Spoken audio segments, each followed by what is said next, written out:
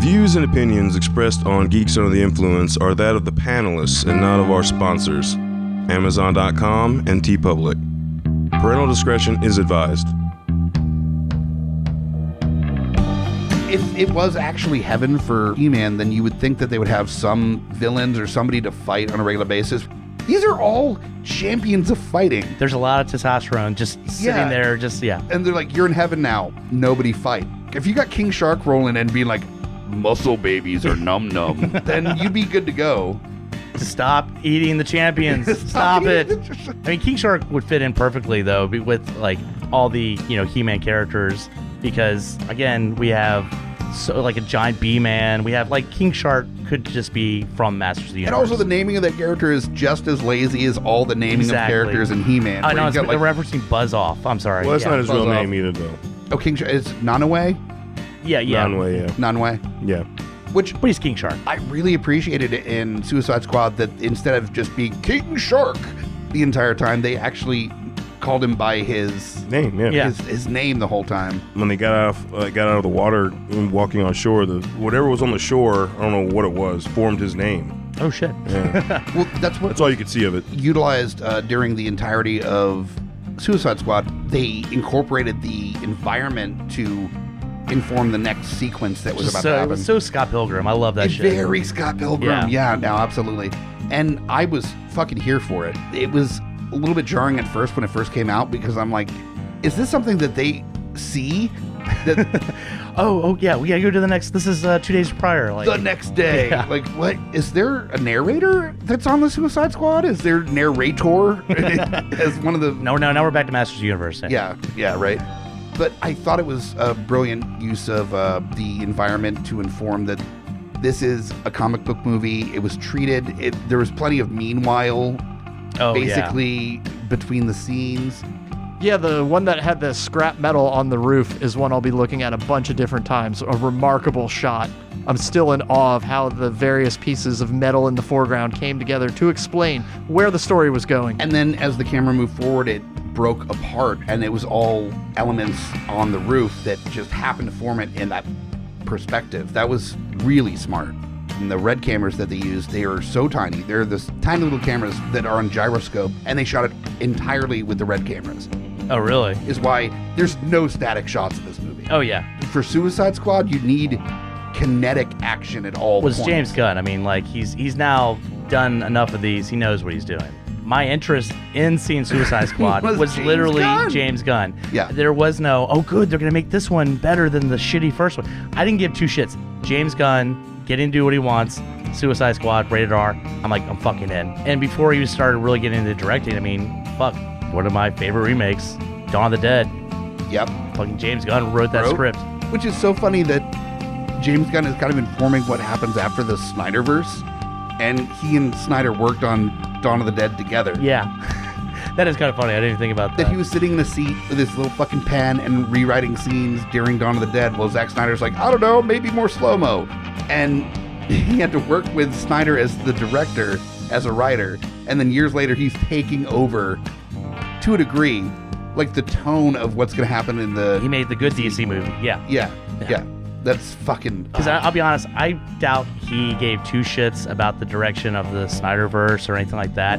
Warner Brothers just came to him and said, you can do whatever you want. You can make it rated R. Here's all the characters. We don't give a fuck what happens to them. And that's all he needed.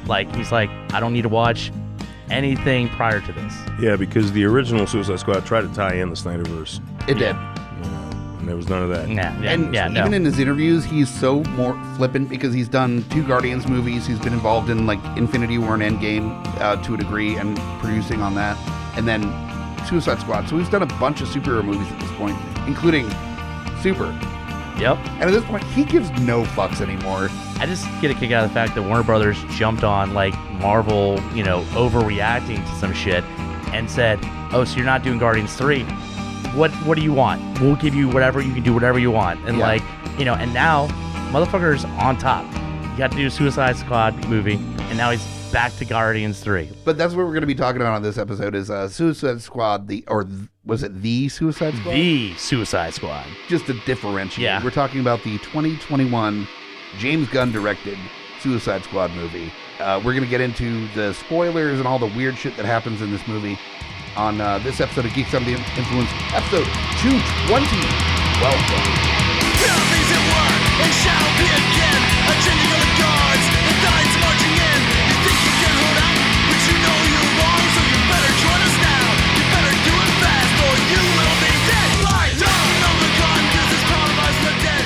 You play it safe. Woo! Num num. Num nums. Num nums. Num nums. The Oh, poor fact that King I did Shark. not know that was voiced by Sylvester Stallone until I said, that sounds like Sylvester Stallone, who is voicing King Shark. It can't be Sylvester Stallone. And looked it up and went, fuck me, that's actually yep. Sylvester Stallone. He's in the credits at the beginning. I Like, was busy making fucking eyes at my girl. Like you were busy on your phone. probably. Yeah. Steve was really good at picking out the words and letters and stuff. I We're watched the movie. shitty at this, I apparently. watched the movie. I don't let myself know. distract We're like, from the movie. ooh, look at all the blood. And you're like, did you see that shit in the background? Yeah, we're Yeah. just slack. Yeah, sorry. Yep. I get distracted by birds. It eating- literally says "and Sylvester Stallone." I get distracted by little birds eating bit parts of a human. Sorry. Yeah. So What the- Speaking about the shit in the background, make let's any talk sense, about our but okay. panel a little bit. That's a terrible segue. I'm sorry, guys. That's so mean.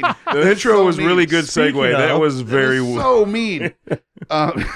Delightful panelists that are here to talk about Suicide Squad. First up, of We are course, not is delightful. a regular panelist on GUI and a dear friend, Myke Mm. Reiser, is here. Hey, everybody. One that talks like a radio DJ all the time. All the time. all right. No matter what. Live every morning like it's drive time. That's what I say. Dude. Then, of course, we have the gentleman that is the co-host of literally everything on the show besides this show And Geek Fathers. and Geek Fathers. Not anymore. We've got Oh. the chameleon of GUI that is able to work his tentacles into. Oh yes. Yes, I will make them all It's mine. turning weird already. Got Fuck You Hunter is here. What's up, bitches? From the Mouths of Madness and Beautiful Disasters. Yes. Primarily. Probably 3 more shows that you are We're going to working on. We're working on it. Yeah. work on it. Yeah. Oh, how much time do you have? Jesus. Yeah. Now I'm back at work. Not as much. God damn it. Stupid work. Work. Fucking work. Then, of course, is my cohort, the one that helps me run this network and co-host the show with me. We've got Lowdown Brown MacGyver What's going on, everybody? from the Mouths of Madness, GUI Nights, Geeks Under the Influence. Also a very busy man. Yes. Yeah, no, I'm stoked to talk about this movie. I actually just watched it between last night and today. Wow. I watched this movie and I immediately thought that Bloodsport, Idris Elba's character in this, I went, Steven's probably sitting there and be like, see, he gets it. No patience for any bullshit whatsoever. Things are happening and his response to most anything is just like, Jesus Christ. Yep, Just that was over it. Everybody is going so cartoony with their shit. There's Polka Dot Man. There's a fucking shark guy. There's a chick that controls rats. and Bloodsport's and like fuck me. Bloodsport's like, I got like nanotech guns. I don't have patience for this bullshit, which made it perfect. Yeah, in my mind, there was no one else better to play that than Alba. I mean, he Oh, He's a just. fucking man. He, Like, I've been a fan of him. Like, and I preach this to everybody. I've been a fan of him since The Wire, in all like 2, when season 1 came out, or 03. And I've been a fan ever since. So like, just seeing where he's come and how far he's moved, and not even to mention his DJ shit. He DJs his giant festivals. You Oh, know? yeah. So like, that dude is like just awesome. I still think he's trying to get in every franchise as possible. Because I forgot, he's in Prometheus or right. Covenant.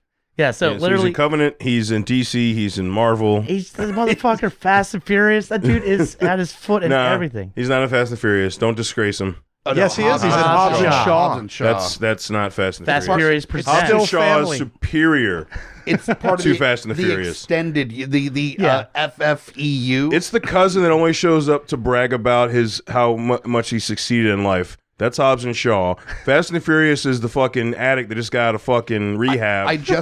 Who's thinking about shooting up again. I just realized All that right, we're Hobbs gonna and compare Shaw, the if two. you're doing the Fast and Furious extended universe, that translates to you.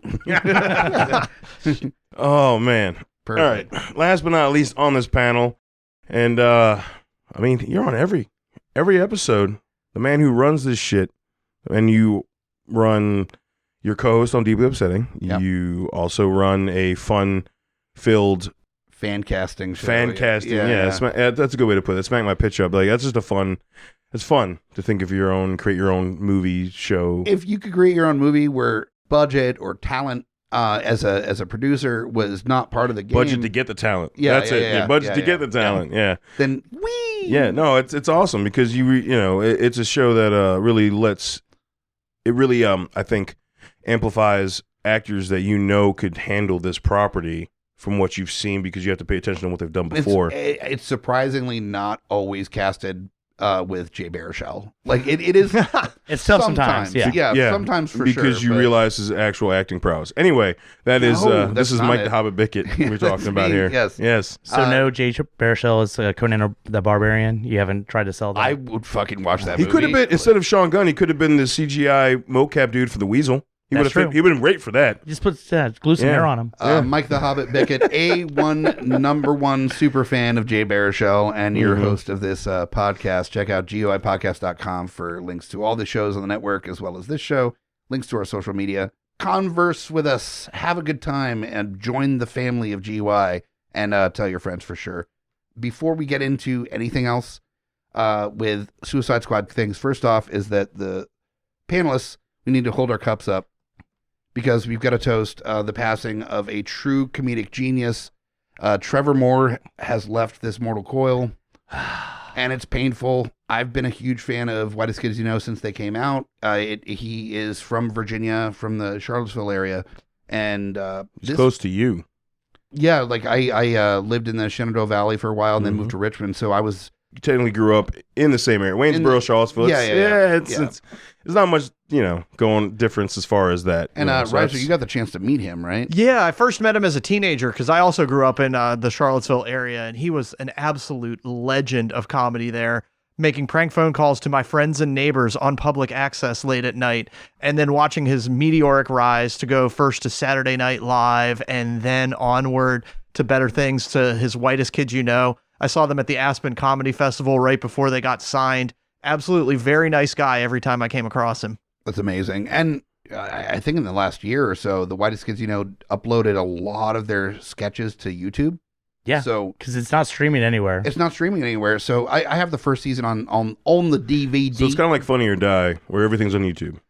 He actually did a lot of stuff with Funny or Die and a couple other like well-known sketch comedy things as well. They were putting full College Humor. episodes on. College Humor, yeah. He did a lot of with College Humor, yeah. But you can find full episodes. Like, it's not just certain sketches. I mean, literally full episodes on YouTube. Just YouTube, Whitest Kids You Know. If you're unfamiliar with Trevor Moore, he was fucking fantastic, and he was definitely the leader of the Whitest Kids Yeah. You Know. Like they were so funny. The fucking whale dick on the head bit, like there's so much. There's so fucking much. Friend. Nom nom. Nom nom. Would you eat a friend? Or, I have no friend. have no. Oh Oh my god, dude! I'm sorry, dude. That is the best way to get into. Can we it. lead into that? Yeah, Dude, for sure. fucking, I wanted to cry at most of King Shark's scenes, dude. I felt so bad for him.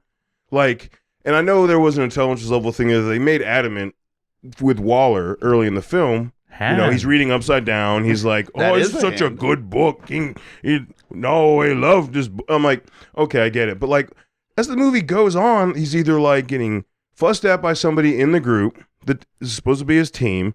He's left out in the fucking van while everyone else is in the club drinking their That ass broke off. my heart. When he's sitting in the fucking van, he's picking his teeth. He's and trying he's to just get like a bopping disguise. his head, and he got so angry. But I get it because he wanted to mingle and be in it, and he like puts his finger up and like he gets shot down. He's like, "Fuck!" God. He's so angry. Like, I get it though, man. The number one thing that I have an issue with Suicide Squad, the hands down number one thing that I'm so pissed about is the fact that it was suggested that King Shark was going to have a fake mustache and a disguise to go into a place, and the fact that it wasn't delivered on, he did the finger over, but It got was, shot down. It didn't even have the Sharpie fucking mustache on it. It was just his finger, and then Peacemaker's like, worst disguise I've ever seen, and that's the end of it. Fuck you. I want to see the big ridiculous, like, all it takes is somebody that has like, I don't know, like a food cart that is like dressed in a costume, and he's just like, mustache, and puts it on. That's all I fucking need. I will not rest until I see King Shark with a fake mustache and I don't know, maybe a fucking wig, trying to pass off as a person. I Wait need for that the in my deleted scenes. fucking life. And see, like, if that had happened, it would have made it actually so much better. But the fact that they said that and then he got so like upset, I'm like, oh, buddy. Like, I literally just wanted to give him a hug. He might have eaten my head. I don't know. But I just wanted to hug King Shark the whole time. He gets like the shit end of the stick the entire fucking movie. Even when he like makes a little C4 Oh my God. like God. Peacemaker. Yeah. Come on, man. It was so adorable. And Peacemaker is the only first one to say like, it was very sweet, but Even made Peacemaker be like, okay, that's really that's really but up nice. to that point, everyone had yelled at him. Everyone had fucking he's like, yelled I at him. murdered children, but that is really cute. Yeah. Yeah, the movie has an absurd amount of animal cruelty. It opens with it, but the cruelest of all is everything done to the shark. Even when he makes friends with fish, they're not friends at all. I know, know. he's happy. He's like, oh, friends. And he's running with him and laughing. The first time you've seen him laugh. And then they fucking started to eat him. I'm like, this is fucked up, dude. Well, and that's why I really loved that they pulled in Ratcatcher 2, where she has an appreciation for the smaller animals. And that one line with her and her dad at the end of it, where they talk about like if they're the lowest creatures, and if they have At the very end, yeah. if Purpose. then all of us do. Oh God, fucking What a touching beautiful as thing to shit. tell your child, too. Like, literally, to tell your child, like, no, Yeah. if even the lowest thing has purpose, Yeah. then everyone's got purpose. That's a beautiful thing to tell your Did you child. see It really is. how she reacts to everybody on the team, not just no way. Even she's awake. When she's awake. Fucking A, man. What a sleeper. She's like the college girlfriend that just sleeps 14 hours a day. Fucking millennials. Yeah. Yeah.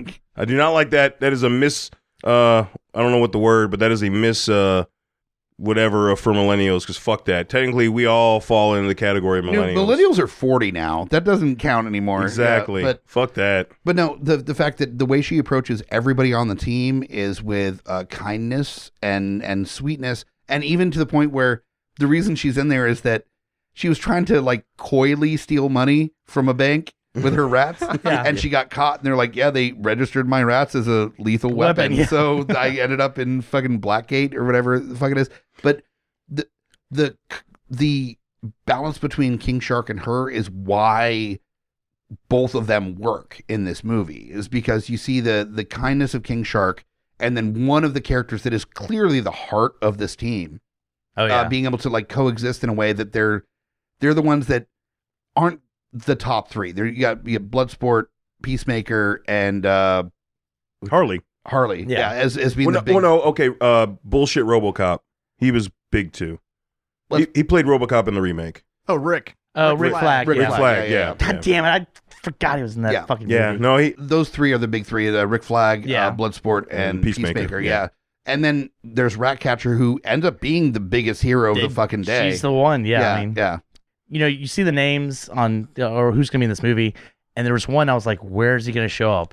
And then they do the flashback for Ratcatcher, and I was like, oh shit! Like they talked fucking Taika Waititi. yeah, yeah. and playing the junkie dad. I was like, amazing. Like Yeah. then he Yeah. agreed to that. He's like, yeah, I'll Yeah. pay They him like laid I'm that shooting in up. hard early in the movie too, Yeah. where you see like a needle in his veins, and Yeah, they're on a he's dead fucking and bus shit. ride, and she's like, they're like flashbacks of literally shooting up. I'm like, I'm She's not like, comfortable. I love my junkie dad.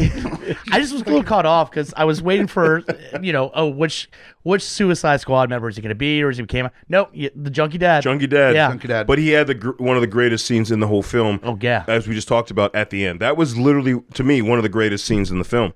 I thought that was a beautiful scene. But I was going to say with Ratcatcher 2, she, agreeing with Hobbit, she was the heart because, like, as short of a time as she knew everybody on the team, it broke her heart every time they died. They made a point of showing her, like, breaking every time the realization of losing one of the teammates set in, and that added the lividity to it. I thought, where it wasn't just like, if it had been Bloodsport or Peacemaker, it's like, oh yeah, it's part of the job. Like, she's like, no, I'm gonna feel for this fucking soul. It was it fought with us, and now it's gone, and she really did that. There were two things in Suicide Squad that I needed to happen, and one of it was that, I mean, a lot of people die. Yeah. There was literally one person died from the Suicide Squad in the first movie, and I'm not talking Enchantress, because she was never really part of the Suicide Squad. That doesn't fucking count. Let's not talk about that first one at all. But yeah, like fucking Slipknot's the only person that dies in the first movie.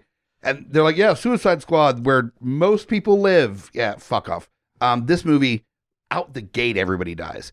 And I'm like, cool. That's all I needed from a Suicide Squad movie. That's what I expected from James Gunn, that he knows a lot of body count needs to happen, even with the heroes. He stacked the deck with fucking Pete Davidson, with Michael Rooker. Just threw you with off the Nathan set, yeah. Fillion. Yeah. Like, he fully set it up where nobody is safe. Wait, so which one was Nathan Fillion?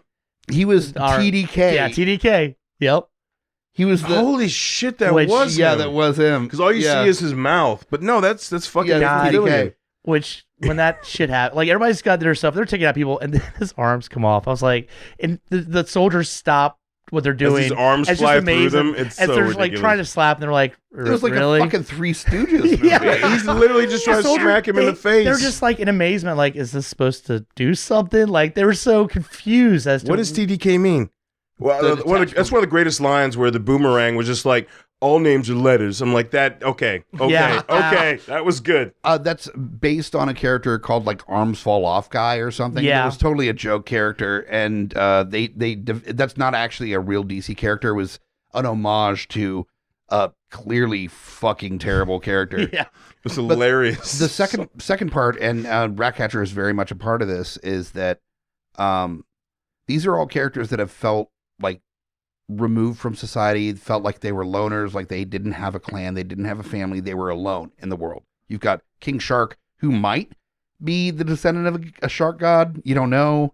They mention that, but you're not sure. You've got like a chick whose dad died of heroin and she controls rats. You've got a dude that believes in peace so much that he's murdered everybody around him. God, You've got can we just give John Cena props for that? no shit. Way better than Fast 9. Way dude. better. He Better than Fast leaned 9. into it Leaned so in super hard. And apparently now James Gunn and him are like incredibly good friends. well, not only that, but They're doing end the credit series. scene, to set up. He's already, working on the Peacemaker March one. 2022, I think, is when that's supposed to come out. And the Peacemaker series on HBO. What? Yeah, because they enjoyed working together so much that James Gunn was like, hey, do you mind if I do like a Peacemaker series on HBO? And Warner Brothers was like, yeah, that's fine. And so they just liked working together. They had a blast. So That's awesome. that I also didn't know means that Guardians 3, you very well might man. see John Cena come in. I knew I was going to enjoy John Cena when they're talking at the beach and fucking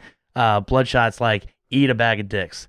And Even if John the beach was lined with dicks, I Peacemaker could. leaned into it. He's like, if there was dicks everywhere, I eat them all for, to keep peace. America. Woo. And I was like, okay, I'm fucking in. Like, that was amazing. And James Gunn was like, you need to say, put dicks everywhere, I'll eat it. And John Cena's like, good to go, man. Well, I love they made him like the hyper nationalistic character without putting a fucking red hat on him. But he looks the most he's like, I mean, I'll ridiculous. Looks suck like a dick if it means freedom. Looks like Yeah. a toilet. It does. It's a beacon of hope. He said He it's looked a the most beacon ridiculous of everybody there besides Polka Dot Man. Come on. The majority of these characters by the end of the movie, the ones that are left, they end up feeling a sense of family with these other people that they went through, that you even see with Captain Boomerang early on, where Harley comes onto the plane and he's like, Harley, did you get yourself arrested again? And there's just like this friendly kind of interaction between them where they're like, oh, what's up, Boomer? And they're really kind, and they have that element. And by the end of it, I mean, they all have a sense of family with one another because they went through the shit together. Yeah. And they even brought up this is one of the early ties. Everything that tied into the original. Suicide Squad movie. Yeah. I can't. That shall not be named. Yeah, the thing that shall not be.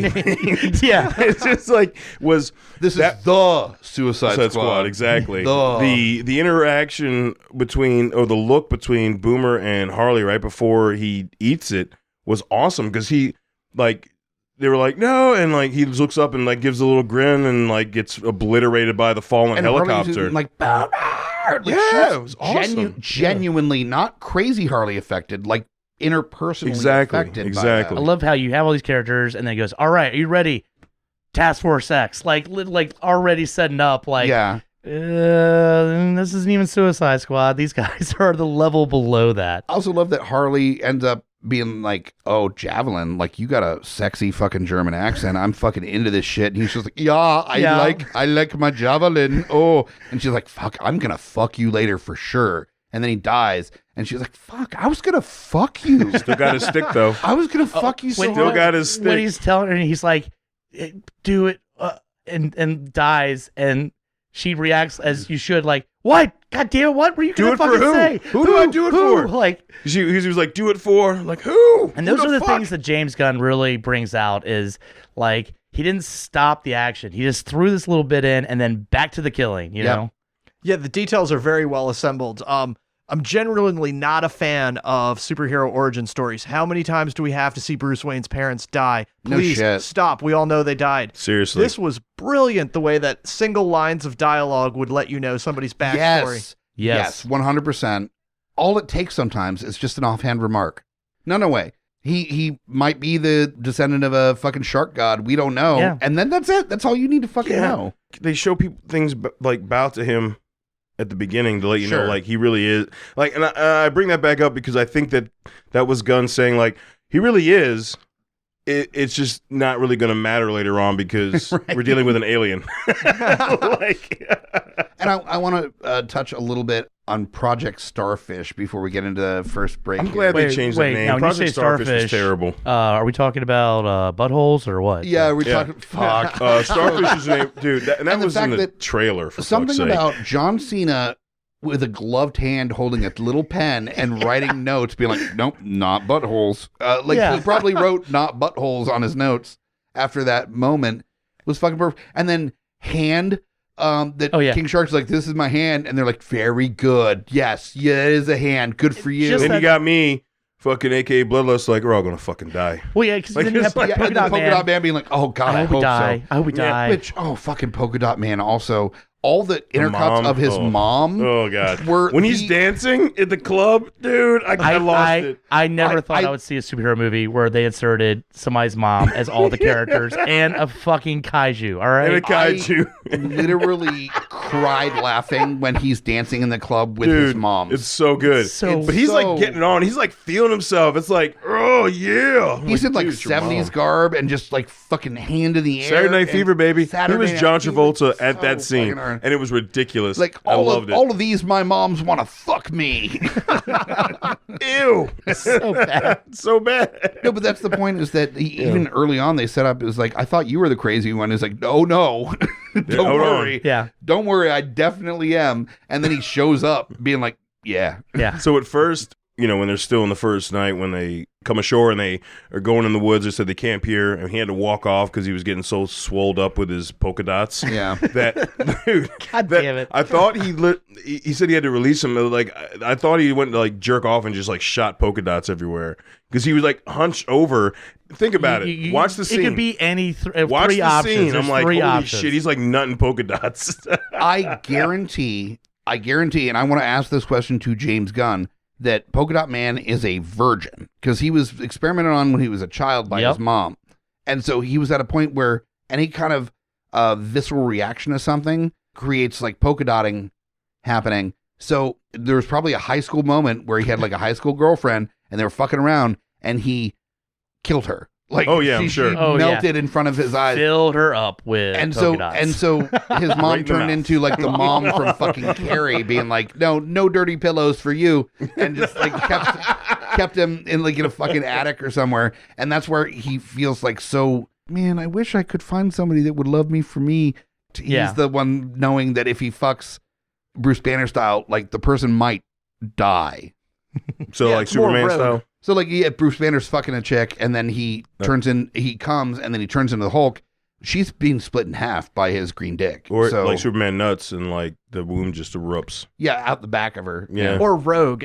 Where she just drains the life from his Yep. cock. She literally drains him. he also has trauma because he brings up how like Sorry. him and his brothers and sisters were fucking experimented on to make fucking superheroes, It's and, like some survive. and some survive. You're like, God, that's some fucked up shit, man.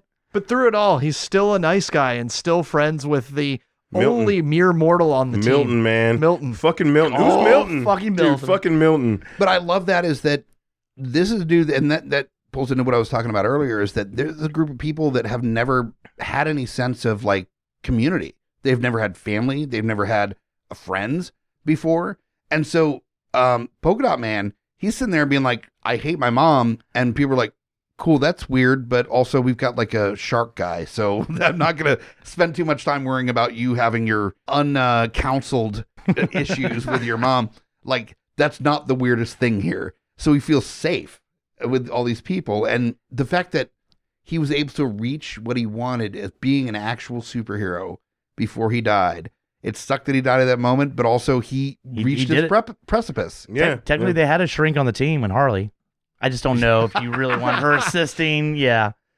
No, Joker broke that. Yeah. I think you should go I'm just fuck saying, your mom. Technically, though, she has that's a degree. Fucked up Freudian like, Yeah, no, she's she like, would say that too. Just go fuck her. Just go fuck your mom. Oh, God. Yeah. I think that's a good place to end our first half. Fucking of, your mom. this Yeah, episode. yeah. Fucking your totally mom. great place. Great stop here.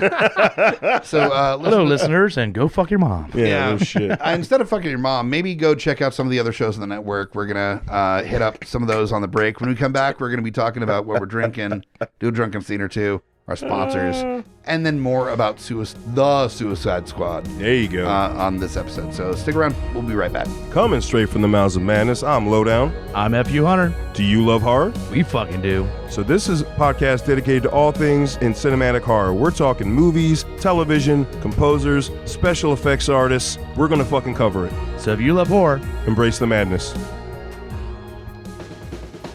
My name is Amy Bogard, And I'm Myke the Hobbit. and we are the hosts of Deeply Upsetting, where we use our expertise to answer your most upsetting hypothetical quandaries, such as what non-winged animal deserves wings? And what body part deserves a secret mouth? Which cryptid is the worst roommate? These questions and more that plague you will be answered on Deeply Upsetting, available anywhere you get your podcasts and at GUIPodcast.com. In a world ravaged by movie studios that keep rehashing the same things, only one podcaster has the guts to make it even worse. Join Myke the Hobbit as he traverses the internet to bring you some of the best and worst ideas for reboots, remakes, and reimaginings of some of your favorite and least favorite TV and film properties. Ideas like a John Waters He-Man movie, Fantastic Four the musical, and Aliens, done entirely with marionettes. What podcast would bring this evil upon the world? This is Smack My Pitch Up. Available anywhere you get your podcasts. We're back for the second half of Geeks Under the Influence, all things the Suicide Squad. But before we get into that, let's talk about our sponsors a little bit. First off, of course, is Amazon.com, the place you go for all the ins and outs of your life, whether it be, unfortunately, buying the first Suicide Squad movie, or maybe it's comic books about the Suicide Squad, or Assault on Arkham, which is a very good animated That's awesome. Suicide Squad I fucking movie. love yeah, I that was going to say, fucking the movie. Suicide Squad animated movie is actually pretty good. Solid. Yeah. It's great. It's awesome. I fucking love Assault on Arkham. Well, I'm not even talking about Assault. I'm talking about the next one they Oh, did. what, Hell to Pay, I think. Hell was to the other- Pay? Hell to Pay? Yeah, I haven't seen that one. Is pretty much almost like I would say the inspiration for the James Gunn movie. Yeah. Okay. Yeah. So Okay. if you're into the animated stuff, definitely check those out. But if you do that, make sure you go through the link at GUIPodcast.com on the front page or on our links page. That will send you to Amazon, and we'll get credit for anything that you purchase. So instead of sending Bezos to space again, okay, you might still, but you're going to... Permanently? Can we send him permanently? Can we I mean, get the funds together? you know, You're I a will- space guy now. I will set up a GoFundMe for that. But you can stay on the moon the entire time. Some of your purchases, some of that money will be coming to Geeks Under the Influence instead. So at least some of that blood money is going to God damn. to GUI instead. So that's one way to support us. The better way to support us, of course, is TeePublic. Boom. TeePublic. We've got a new design from GUI on there from our He-Man episode that has like an electric Fucking background. badass. Very cool. It's a really good design. I'm very I really like stoked it. on how cartoony the logo came out. It came out very, very He-Man looking. Yeah, no, it's really And good. Yeah, I'm I enjoy hoping Hobbit's going to get one so then I can see that logo instead of giant ass Stanley Tucci staring at me while we're recording, which is so fucking distracting. Sorry. I'm currently wearing one of the other designs on TeePublic, which is the Tucci Gang t-shirt. It's I still awesome. I still but don't it's this head understand so why that's a big. shirt. I really don't. Well, it is mentioned multiple times on Deeply Upsetting, but it's that Stanley Tucci is the Tooch to the Nooch. He is the... I mean, he's fucking badass. he's a badass. Yeah. I mean, he's been in a million movies. Exactly. So we're not It's a turning this Tooch. into a Tooch episode, but Just the shirt's very distracting because he's just staring at me the entire time. that's so, fair. Yeah. Yeah, because the way I'm actually angled. You're Usually I never comment on this shit. Sorry. You're stared down by the tooch. It really is to that. Wow. Okay. Ugh. So if you want to upset Hunter and get some Stanley Tucci action in your life, or any of the close to 40 designs available on our TeePublic page, just go to GUIPodcast.com/store or GUIPodcast.com and click on the store link. That'll send you right to our TeePublic page where there's close to 40 designs from all the different shows in the network. Fun, insightful joke shirts from the different shows. We've got like a Never Nude Doc Manhattan. We've got a Shut the Fuck Up Hobbit t-shirt. We've got the new He-Man design. We've got the Tooch as well. So plenty of stuff to choose from. And that's the best way to support the network. So, Ooh, we got some designs getting ready to pop back up too. very soon, probably at the end of this month, we're going to be releasing the limited run stuff that we only release around the Halloween season. That will put us That means well we're over getting 40. closer. There's the two things to wait for. Those shirts go back on TeePublic and Spirit. That tells me we are approaching. Yeah, I went by Spirit and it said we are hiring. I was like, ooh. Oh, I'm so excited. It's I'm back, so- y'all. It's back. Yeah, I keep checking the site to see when they are. Like we don't do holiday special stuff, but we do fucking Halloween like a motherfucker. Oh, God so damn it. yeah, check that out. Check out TeePublic and hold on because we're gonna be doing some Halloween shit. Now on to the next segment, which really talks about what we're drinking. Hey, we're fucking drinking. We're getting drunk. You want to know? Well, here you go. Hey. Yeah. So what we're drinking, we've got one share tonight that I was bringing to the panel. I was trying to remember the name of it, but besides Suicide Squad, they're like, yeah, that's not actually the official title of the team. It's Task Force X. I believe? Task Yeah, Force X. So those are all the motherfuckers that get killed. in honor of that, we've got from Ardent, so very East Coast local, like Richmond specific. We've got Ardent's IPA X as an option for us, keeping in theme and locally as well. I will say, well, here's the thing. I'm very picky with IPAs. This isn't ruining my life like some IPAs do, where it's so hop heavy that I can't handle it. I could drink this. It's not something I would order myself necessarily. It's just okay. Yeah. I'd say this is the first team on Suicide Squad. yeah, it's That fitting. gets that that's the annihilated. This is a meh. Like, you're excited to meet them. Like, it's not a bad time. You're really excited to see their interpersonal relationships and stuff. But at the end of the day, it doesn't really matter to the plot. That's How's the Lowdown feel about it? Oh, given my pensions where I like IPAs, Yeah. this would not be my go-to for a low ABV IPA. That is, if I were to go to support local in Richmond. That's what I'm going to say. Sometimes I get entertained by watching when Hobbit will introduce things and you hate it and talk down to it. So I was kind of hoping for that. But I won't do that with a like, local business, though. Yeah, I know. I've never done that. I won't do that with a It's one of the local entertaining business. things because when y'all both like it, I'm kind of disappointed. well. so. I would say with IPAX, the best way that I can approach this is that there's nothing bad about this beer. Yeah. It's No, it's sessionable. there's not. It's not so hop heavy that it's going to ruin your life after one beer. So you could have probably multiple and be okay. It's not as fruit focused as I like my IPAs, but I like that lighter. You're welcome. Yeah. Yeah, bitch. Yeah. That's right. You have brought that shit in That's right. at level, but this is more that like this is more that More traditional West Coast West Coast Yeah, style on hop, with it. but it's not heavy handed. It's not like a Dogfish Head kind of approach to the heavy. And you know what's crazy is it has the only two hops that are listed on the can are the two like staples now for the style of IPA that I bring here from other places. Oh, okay.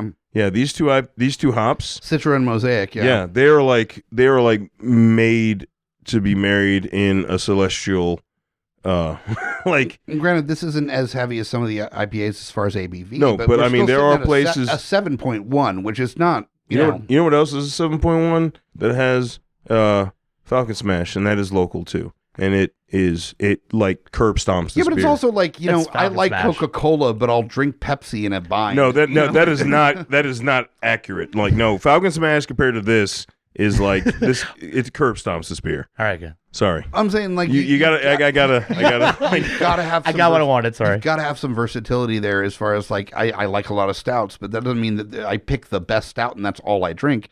That I would say if you have IPA X, you're not going to have a bad time. It's fine. No, I didn't mean that. It's perfectly fine. It's just what you know and what you love. I feel like really. it's not groundbreaking IPA. Well, It's- especially with how many breweries in Richmond are doing IPAs right now, or ever. That's the thing to do. It's the thing to do. Is all and IPAs. I have definitely strong feelings about one particular brewery that almost only does IPAs and how much they suck and how much nobody is mentioning how much they suck. Wait, is it one that's something that you wear on your wedding day? God damn it! Oh, It rhymes with the whale. Yeah, we're on the same page, buddy. Yeah. We're on No, the look, same- nothing. It's not a hard. Like this is a great intro IPA for somebody, especially like it's not offensive. Yes, all real. that's actually a bit You better. know, in all realness, it is solid. It's just I am a bougie bitch, and and I admit that, and so that's where my opinion comes from. But a real opinion, a factual opinion, is this is a solid drinkable. This is a solid drinkable. It's IPA. sessionable. It's a sessionable Yeah. IPA. It really is. All jokes aside, it's a sessionable IPA. And those that do like the whale, like that's a personal fucking opinion. This motherfucker. oh man. And that's what I fucking love about both like the conversation about this movie that we're going into and also beer in general is that everybody's tastes are very different. There's Yes. people that are like, the first Suicide Squad was way better than this one, and I'm like, you're an insane person. Yeah, I don't understand you. I am so fascinated by these Snyder Cut people who review bombed it at first and Yeah. think that somehow there should have been an extension of the original movie. The original movie's a chore to watch. It's It's sure. horrible. I'm confused by the people that fucking hate this movie. Like, you know, I've seen a few posts and like, oh, what was that? I'm like, did you not see the same? Did you Yeah. accidentally watch the first movie and didn't realize? Because this one is legit. I mean, it's, in case it you were hits- confused, look a little closer. They actually it says 2021.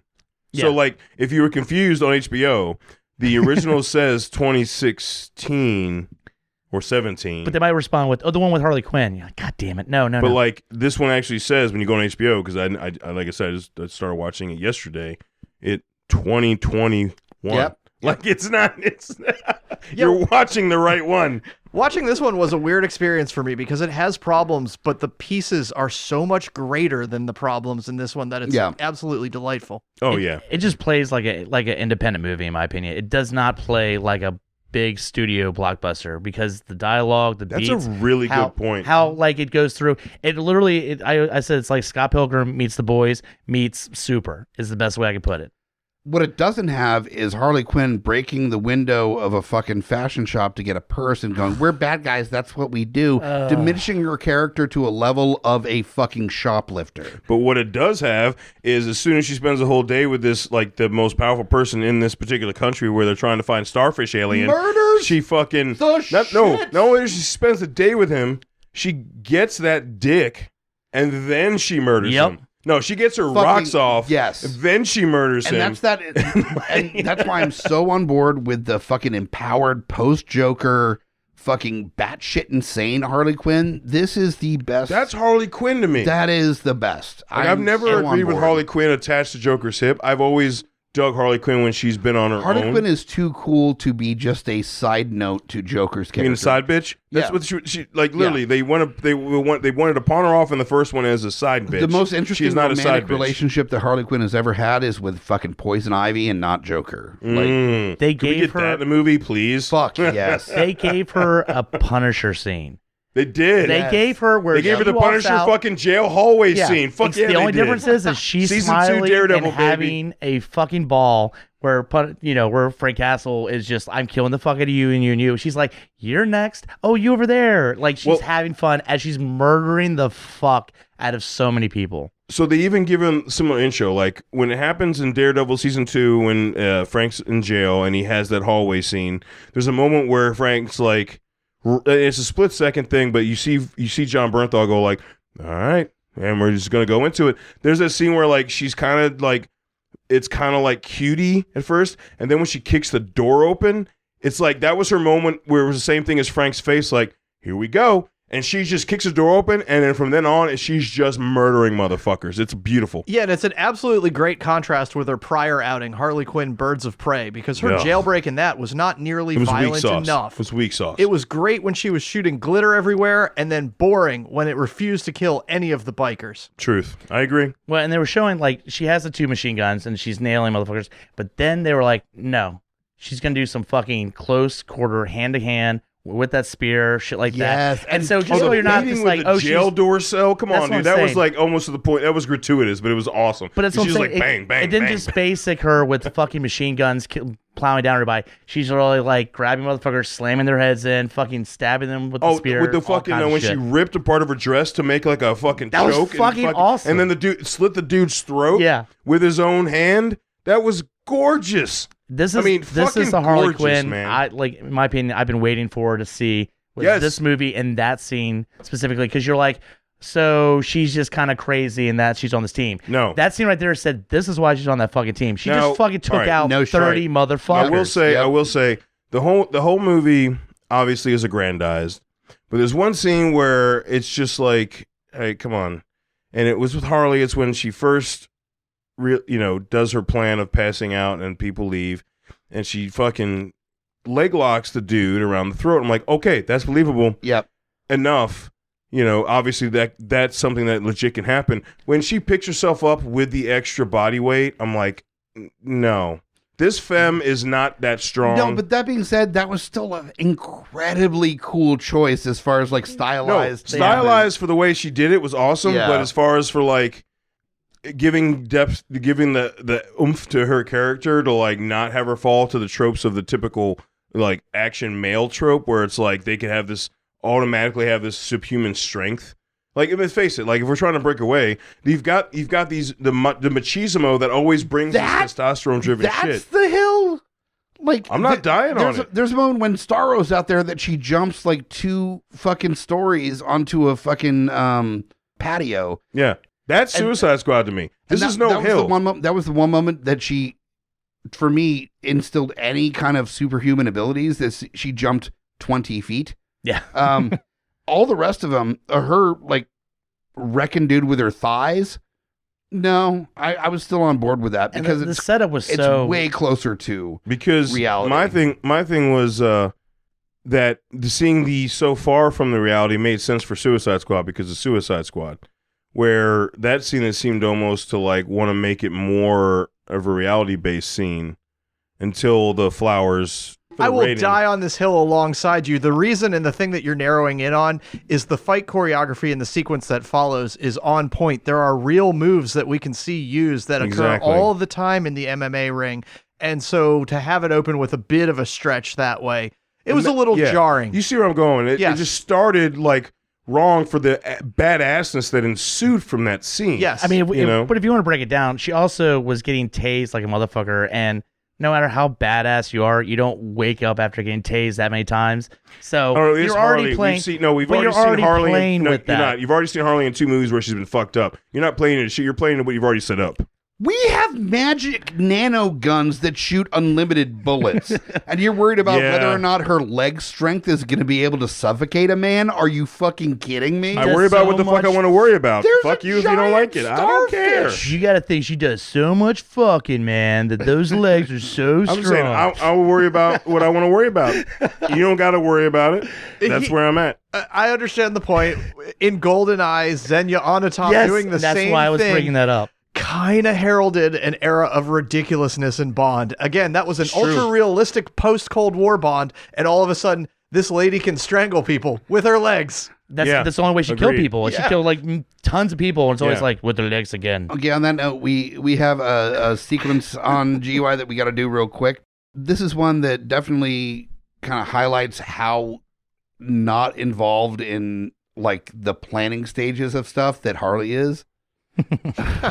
But and you may have seen it even in the trailer, so there's enough that this short scene actually has all of us. So does anybody have a Rick Flag? You want to do Rick Flag? Any other personal choices? Rick Flag, Bloodsport, Harley Quinn, and Bloodsport, I guess, yeah. And the Thinker. I'll be the Thinker. I don't give a shit. You mean Capaldi? Yeah. I'm surprised no one's brought up Doctor Who with all you Doctor Who jizz fans over so here. much going on. We haven't even gotten to that part yet. That's the I thing. think this is a good leap to that. Yeah. So, Fuck. now, Myke, do you want to be Harley Quinn or do you Oh, wanna I would be delighted to. Okay, cool. And then I'm going to be the thinker. So, Making a drunken scene. Drunken scene. Yes, yes. whenever you're ready. Here's the deal. We fail the mission. You die. We find out any information you've given us is false. You die. We find out you have personalized license plates. You die. What? Harley, no. If you cough without covering your mouth, Harley, although this isn't an open invitation for you to cough without covering your mouth. I love that scene was definitely written without any consideration about COVID, but Yeah. it definitely Somehow also I was thinking the same communicated. thing when I fucking watched it. I was like, wait, because I saw that part earlier today, because that was the back half of the movie, and I'm like, wait a minute. No. No, fuck that. I want a fucking COVID cut where it's just I don't. the entire movie, but everyone's wearing masks the entire time. No. Where See, the so opposing side note, army, that everybody gets ruined- shot except for the dudes with the mask. But yeah, let's get back into Suicide Squad. Holy fuck. The Thinker specifically. We mentioned that we haven't talked at any Ego Who level fans. of. Ego Who fans. I'm a fucking ooh-wee-oo. I'm a Whovian. I am super fucking on board for Peter Capaldi. I think he got bad writing. It wasn't his fault that his doctor wasn't the best. Wait, so his Doctor Owen wasn't good? I thought it was Doctor Owen was supposed to be awesome. No, Like, he was great. The writing was really stretch a few things Well, when you and- have guitars and sunglasses. Yeah, it was him and the doctor that followed him, the first female doctor. Yeah. They both suffered from the same issue. And that's why it's not that you can't have a female doctor. Literally, Capaldi was dealing with the same thing, which is lazy fucking writing. Stephen Moffat left, right? Like Moffat that- left, yeah. And so the writing's been bad. Capaldi literally wrote a fucking fan letter to Doctor Who when he was a child about how much he loved Doctor Who. Oh, the original. Like the Doctor original Who, run. yeah. Like he's been obsessed with Doctor Who since he was a fucking like infant. And so him being realized as one of the doctors was one of the greatest moments of his life. And then he gets lazy fucking writing. You remember when they give you the little Easter egg in World War Z that he was going to be the Oh next yeah, doctor? the WHO, yeah. Yeah. The doctor was like, hey, and also the next Doctor Who's in the... What the fuck? Yeah. But I think Sorry. Capaldi, he didn't get enough screen time, in my opinion, for Suicide Squad. He didn't get his It was moments weird. to be I able was to... waiting for him to just diatribe. I wanted one Capaldi diatribe. Yeah, I think it was just a consequence of I a think you movie got that. being overstuffed, but he felt like a very weak one-note villain, and this is a continuous problem with the DC movies and their universe. Yeah, fair. I also could think, though, it could be Gunn, who was just like, let's introduce you. Let's wait till he's going to be this big. Oh, no, wait, no. The thing that he, was taking care of fucking murders him. Like, it's that more of Well, James Gunn, wink, Well, wink. so that because he wasn't taking care of him, he, like, you heard on the way in where he's like, he's kept us here for 30 years. That fucking creature is not looking at him as a caretaker. That fucking creature's like, motherfucker, you're the reason I'm here. Oh, yeah. And I think that the reason he was quiet so long throughout the movie was because in his mind, he knew the creature would take care of the Suicide Squad. Sure. And he was like, I don't have to say anything because they're just going to die. And then when it kind of started to go sideways, you do get, I feel like that minute, like it's definitely a reduced version of a diatribe of like, you think you Americans are so, like he does go off, But I feel that scene was definitely cut in editing. I guarantee that Gunn's got to be Whovian. There's no way he's not a Whovian. Come on. Like, he's such a fucking nerd. Look at you putting shit on people. Look at him. He looks like a fucking Or Whovian. Ildris. I'm just fucking with you. But that being said, is that he definitely Capaldi has so much fucking like huevos when it comes to like genre stuff. Oh, yeah. That there's no way James Gunn didn't just let him go for a minute. So there's got to be some. I'm Director's cut buying with this the on DVD. Blu-ray. I'm buying the fuck out of it. Fuck There's yeah. got to be an extended cut of him just going hard.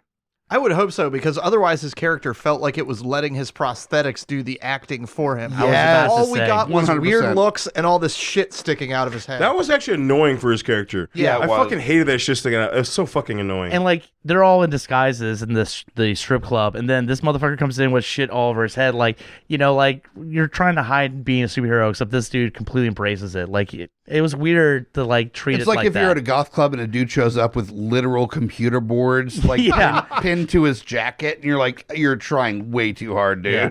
Like we Just know he goes calm to the strip down. club. Like what heavy intel did you Yes, get? we The get dude you're with all the into- shit on his head. You're into frontline assembly. Calm down. It's Hey, not Frontline that big a Assembly's deal. fun. No, Yeah. agreed. Yeah. That being said, But there's just things throughout the movie that you're building up your expectations, and James Gunn just throws you off. Like the rescue of Harley, where literally, God damn That it, was so good, You got though. Bloodsport with the That helmet was on so and a good. fucking wife So beater good. and boxers going up there, and that was already ridiculous. And then the conversation just keeps going. So one thing about that is I love the actors like leaned into that, because like when you see them, when she breaks out and then she has the epic scene, and then she gets out and she sees Bloodsport She's in look the around cab, the yeah. corner, like he just when her and Rick like run across the street, they're like just that shoulder up, like It was so goofy. Yeah. like, dude, no, everybody that sees you realizes that something's fucking weird, Yeah. because you do not look normal. But on He's got the helmet on. on another note, I love how they there's times where Gunn leaned into certain things, like towards the end scene when Peacemaker's getting ready to kill Ratatouille, because I love when they called her that. That was awesome. yes. fucking I fucking ate that shit up, dude. I ate that shit up. so good. And when he's getting ready to shoot her, it pans out, it says 8 minutes earlier, and at the end of that 8 minutes, you see fucking Bloodlust. He has fallen through every floor on this concrete platform. If that's not fucking ridiculous insanity, like I give zero fucks. Like his knees would be done, his ankles would be done, his hips would probably have been shattered at that point, and it was awesome. There's a number of ways this movie wouldn't have worked. If you didn't have Ratcatcher 2 being the heart of the movie, where she saw good in the characters that didn't seem to have good in their own way, the dumb fun King Shark version that they did with fucking Stallone as the voice, which Yes. was amazing. Yeah. But that you gave him heart because you saw it through her eyes. But on the same end, you've got Bloodsport and Peacemaker competing, going through God. the rebel, To the very end, where he's like, how? Smaller bullets. going through the rebel base and showing off how to kill people. Where literally, like, I think Peacemaker- Bloodsport knocks a fan into a bathtub. Oh yeah. And Peacemaker shoots a guy behind his back Without and looking he's and like, shit, Nope, yeah. nope, not lethal. It doesn't count. And he's like, fucking exploding rounds.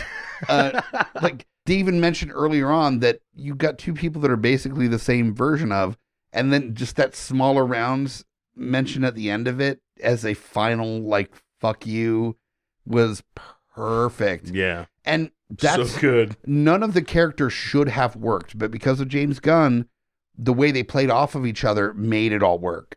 Mm-hmm. Right, and this is the important salient point. The movie works despite all of its narrative shortcomings, weird little failings. I felt like Harley was sidelined for too much, but I didn't care because we got to watch the kill competition Yep. in the village. Peter Capaldi was done dirty by being one note and having a nonsensical villain speech, but guess what? Then they got to fight Patrick Starr on steroids.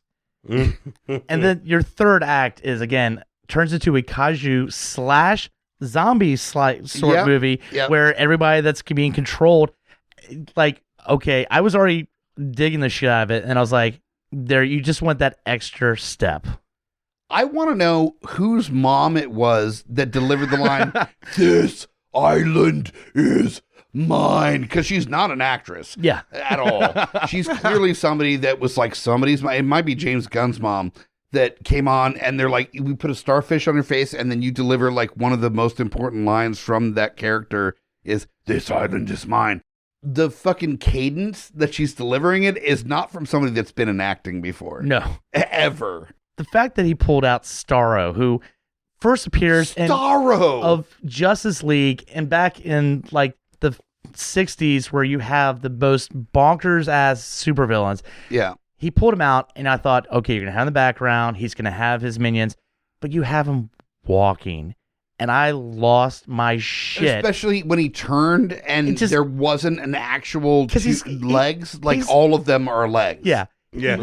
He would just turn, it would just go to another leg. It was so goddamn ridiculous looking. I will say that I think some great cadence to James Gunn with this, that one line he threw in right before he died and rolled over was just 100. I was happy floating in the sky, staring at the stars. Like, he didn't want this. Humanity created this. And that line, I felt so fucking bad because, right, they caught him just floating out in space. Leave him the fuck alone, man. It's part of the reason why Marvel's been so successful is that the heroes actually create the villains half of the time. Truth. You've got Ultron, you've got Loki, that they create the villains. That's an important part, is that, like, Starro wasn't a villain. Starro was a little tiny little space starfish before we fucked with them. Yeah. Exactly. And made them fucked up and terrible and huge.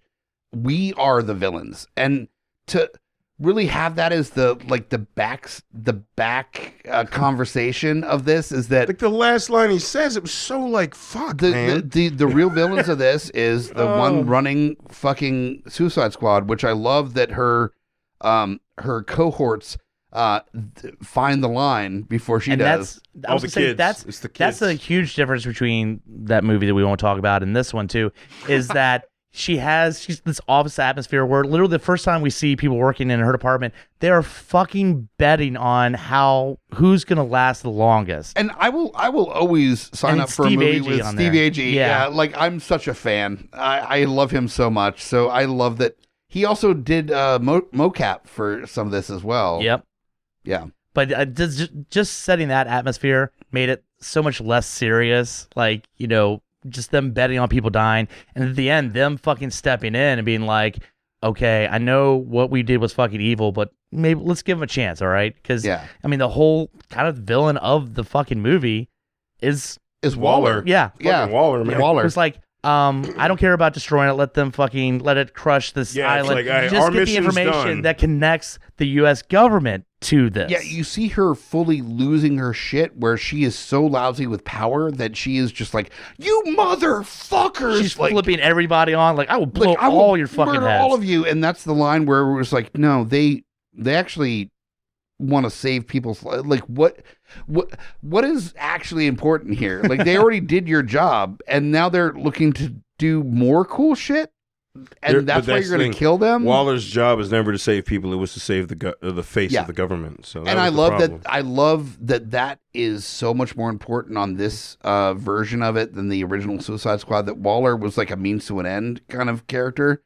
This version of Waller, same actress, is a monster. Yeah, is clearly a monster. She doesn't even react to fucking what's his name drowning. A weasel. Weasel drowns. Yeah. She's like, oh, I guess he doesn't swim.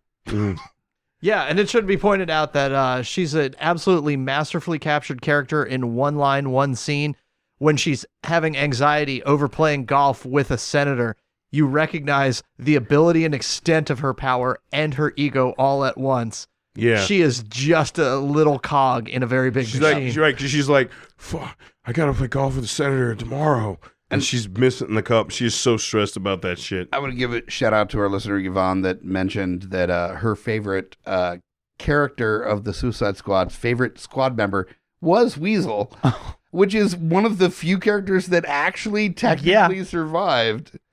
That and TDK technically didn't die. The last thing that we saw on the screen was that he's critical. He is still technically in play. I was gonna say, how much does his arms actually is when you shoot his arms up, that hurts, but it doesn't fucking kill you. His arms are done for sure. So I really hope that you come back with like fucking metal arms that he's able to control, and there's TDK too, and then he immediately gets fucked with again. Like that, you just have Nathan Fillion as a running joke on these movies. Yeah, James Gunn delivers the anthropomorphic cuteness. I watched it with a couple of girls who had tears in their eyes when Weasel was struggling on the beach, And every time He that murdered 27 children. Yeah, but he's got goofy, googly eyes. They love him. Same deal with the shark. When he puts his hands over his eyes, they're like, I can't watch it. Please turn it off. Thing that's fucked, they actually gave Weasel the same color eyes as Sean Gunn, who did the mocap for it. So it's Sean Gunn's Buggy eye, Sean Gunn. Baby Blues staring back at you. It's the same exact tone. I would say that I don't know what they plan on doing with that first post-credit scene where Weasel's alive. So that's weird. I don't think they need to do anything with it. There's just a weird weasel that murders children that's out in the world now. I think maybe it's just one of those, like, he's technically the first Suicide Squad member to die at the beginning of the movie, and he fucking ends up alive at the end, you know? Yeah, the animals are so cute in this. It's just about selling the merch. People are going to buy Sebastian toys, too. I do love the fact that... Oh, fuck yeah. I am. Bloodsport used literally that information, that their whole mission. He's like, I got that shit. We're free. You do anything, then everybody's going to find out that shit. And he literally, he used that as a bargaining chip. So I thought that was pretty fucking awesome. That's why I said earlier where, like, you know, if it came to a ruler of a country, so he's going with America, would say, President, do you want, I think we need more Bloodsport and versus Peacemaker, because Bloodsport's like, he even looks over at Harley, was like, you can't have it all. You got to find that median. His medium is like, motherfucker. And I think that's what we need, is somebody who can actually work towards a median. What is going to happen in this Peacemaker show? I am so... Well, it might be a prequel first. One of the greatest things that's come from the Suicide Squad movie is the fact that apparently James Gunn and John Cena have become like the bestest of friends. They're so close. They adore each other. Aww. They're super on board of being like the greatest of bestest of friends ever. James Gunn beams about how much he adores John Cena. So, like, I feel bad for Michael Rooker, because that was like the last one. That's his go-to. Like, Michael Rooker, I love Michael Rooker so much. He's a batshit crazy, insane person, but I love him so much. And now John Cena's coming in. I worry that maybe Michael Rooker might murder John Cena. Oh, man. No. GUI. Like, there could be only one! And just, like, murders him. No, But- I think we'll see Michael Rooker show up in plenty of James Gunn properties. But moving the forward. plus side is that if there is a Peacemaker series that's happening, which there is, James Gunn is so comfortable with the main character that they're going to have so much fun doing that. It's going to be good. It's going to be good, yeah. It's going to be good. So I want to hear what you think about Suicide Squad. We have talked at length for a while at this point about our feelings on it. I want to hear your favorite characters, things we missed, moments we missed on this episode, and continue the conversation. You can do that by hitting up GUIPodcast.com, finding our social media links, joining us on that conversation. Most of us are like administrators on our social media, so if you want to have a one-on-one conversation with us, you can literally do that just by following us on Facebook, Instagram, Twitter. That's it. Other media sources. I've got a TikTok, but I'm not actually incorporating any of the GUI. You don't want to have conversations going on through video back and forth. All TikTok is me is just do like lip sync battles with fucking stitch-ins and shit. Like, I'm just doing dumb We need to shit. do some full GUI TikToks. Yeah, that needs to happen. But definitely do that. Check out the other shows on the network. Check out the previous episodes that you have missed, and we'll find you next time for another episode. I'm Myke the Hobbit, and join us or die. Num num Hobbit, shut up. Join us or die, join us or die, or I will swallow your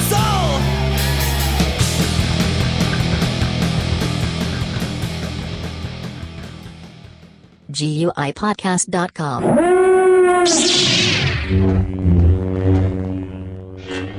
Num num. Num nums. Num nums. Num nums.